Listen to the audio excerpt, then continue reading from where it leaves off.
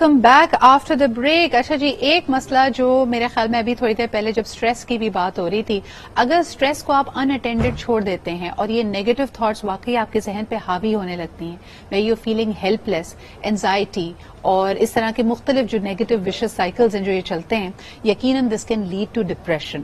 Depression اپنے آپ میں ایک بیماری ہے جس کی ہمیں بہت کم آگہی ہے.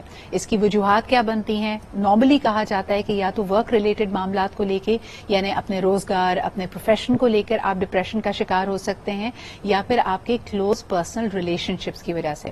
آئیے سب سے پہلے دیکھتے ہیں یہ رپورٹ جس میں بتایا جا رہا ہے کہ مختلف سرویز اور تحقیقات کیا کہتی ہے, خصوصاً اگر نوجوانوں کی بات کی جائے ان میں ڈپریشن کا رجحان کیوں بڑھ رہا ہے. لیٹس ٹیک اے لک.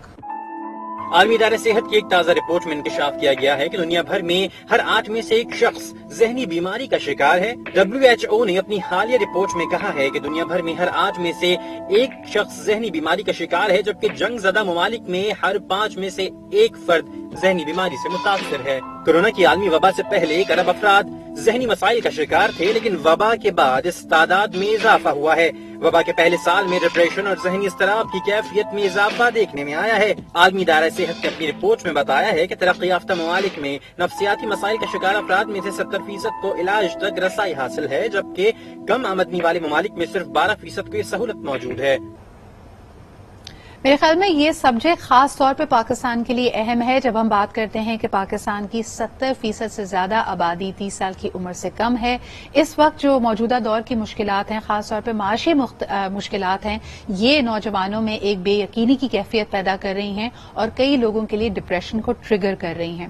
اس وقت ہمارے ساتھ موجود ہیں ماہر نفسیات. آئیے ان سے جانتے ہیں کہ ہمارے ملک میں کیونکہ ریسورسز بھی کم ہیں, اگر آپ اپنے اندر یہ ڈپریشن کے سمٹمز محسوس کر رہے ہوں تو سب سے پہلے کیا کرنا چاہیے. السلام علیکم, بہت بہت شکریہ ہمارے ساتھ موجود ہونے کے لیے.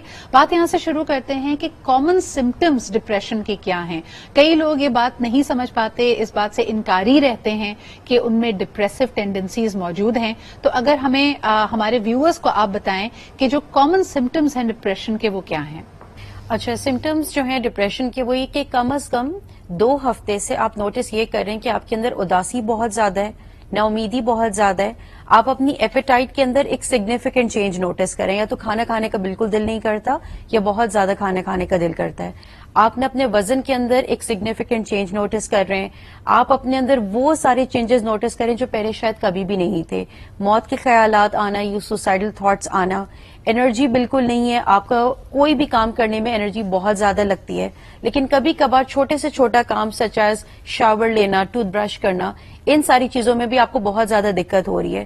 آپ کو لائف اپنے بارے میں اور اپنے ارد گرد کے لوگوں کے بارے میں یا چیزوں کے بارے میں ایک نا امیدی سی ہے, ایک مسلسل پریشانی سی ہے, خوف سی ہے کہ پتہ نہیں یہ زندگی ایسی ہے تو شاید ایسی ہی چلتی رہے گی.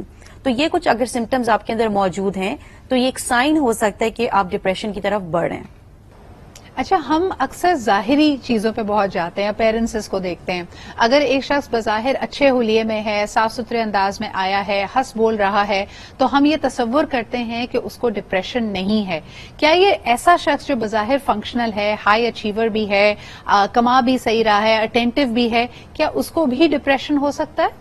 بالکل ہو سکتا ہے ڈپریشن. وہ اس لیے کیونکہ ہم بہت سارے رولز پلے کر رہے ہیں, ہم اپنی جاب پر بھی جا رہے ہیں, ہم ایک اسٹوڈنٹ بھی ہیں, ہم ایک ایکٹیو رول پلے کرنا as a partner, as a family member. ان ساری سچویشنز میں ہمیں وہ ایک ماسک سر اپنے چہرے کے اوپر لگا کے رکھنا ہے تاکہ ہمارے ارد گرد کے لوگ ہم سے پریشان نہ ہو پائیں, یا وہ کسی نہ کسی طرح سے اس چیز سے ڈر نہ جائیں کہ کوئی اسٹرگل تو نہیں ہمارے ساتھ. تو ایسی سچویشن میں جو لوگ آپ کو بعض اوقات آپ نوٹس کر رہے ہیں کہ وہ ایک کانورسیشن کے اندر کبھی سیٹل ہوئے میں آپ کو کہیں گے کہ بس زندگی میں ایک نا امیدی سی ہے, وہ بعض اوقات مذاقن بھی آپ کے ساتھ ایک بات شیئر کر رہے ہوں گے. ایسے لوگوں کے اوپر اگر آپ توجہ دیں, ان کے ورڈز کے اوپر توجہ دیں, تو ہو سکتا ہے that is a call for help. ہم بعض اوقات کیا کرتے ہیں, ہمارے ذہن میں بھی ایک پکچر بنی ہوئی ہے کہ اگر ایک شخص ہے جس کے بال بکھرے ہوئے ہیں, جو اپنا بالکل بھی خیال نہیں کر رہا, جو روزانہ رو رہا ہے, شاید وہی ڈپریشن ہے. تو ایسا بالکل بھی نہیں ہے.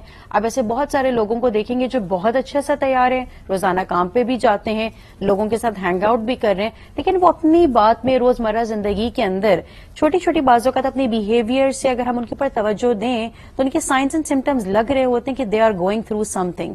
سو یس, ڈیفینیٹلی بالکل پاسبل ہے کہ آپ اپنے آپ کو کیری بہت اچھا کر رہے ہیں لیکن you are struggling with depression.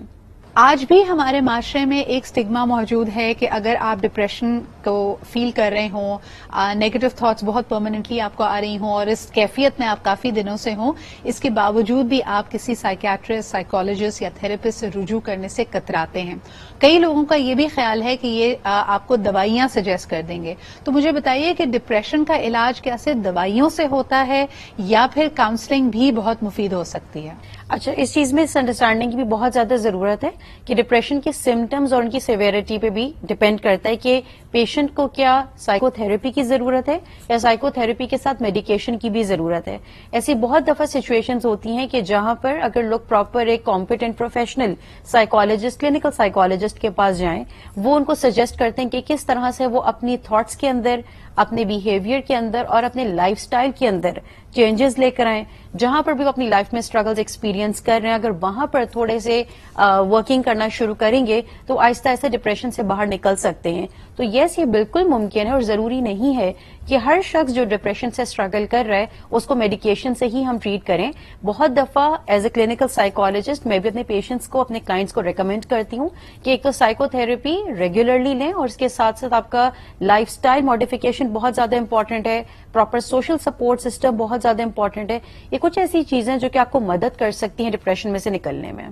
اچھا, یہ دوائیاں جو ڈپریشن کے لیے استعمال کی جاتی ہیں کتنی مؤثر ہیں اور عموماً ان دوائیوں کا کیا کوئی سائیڈ افیکٹ ہوتا ہے؟